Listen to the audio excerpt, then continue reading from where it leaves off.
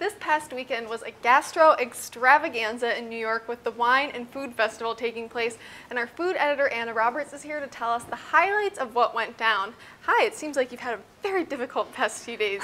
Man, yes, there was a lot of food, and I love coming to New York because this is where all of the trends are seen. And the first one that I have to talk about is unusual beef cuts.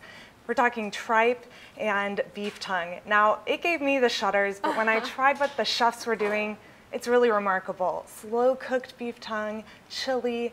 My favorite example comes from Feta Zao, and they made pastrami out of beef tongue. It had all the iconic pastrami flavors, but the meat is actually really tender and moist. Interesting. Yeah, I could see it not necessarily being for everyone, but there's Yeah. something to be said for, using all of the animals. So. All of the animals. So you might go out and eat this, maybe not actually cook it at home. Yeah, so as unconventional as that is, I know you also got to taste some unconventional ingredients in traditional dishes. Yeah, so we're seeing a lot of lowbrow foods elevated and incorporated into highbrow cooking.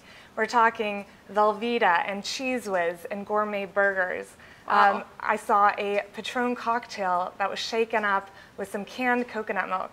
But my favorite example has to come from Chef Justin Warner. He made Cocoa Puff Carbonara, which sounds totally crazy, but chocolate matches really well with bacon and Parmesan cheese. So is this a dessert or an entree? This is an entree. Interesting. I'd like to recommend to the chef that his next dish use hot Cheetos because that would be delicious. Okay, and now what about in the drinks realm? What's happening there? So mixologists are recognizing that the American palate is opening itself up to bitter flavors. And so we saw a ton of bitter cocktails.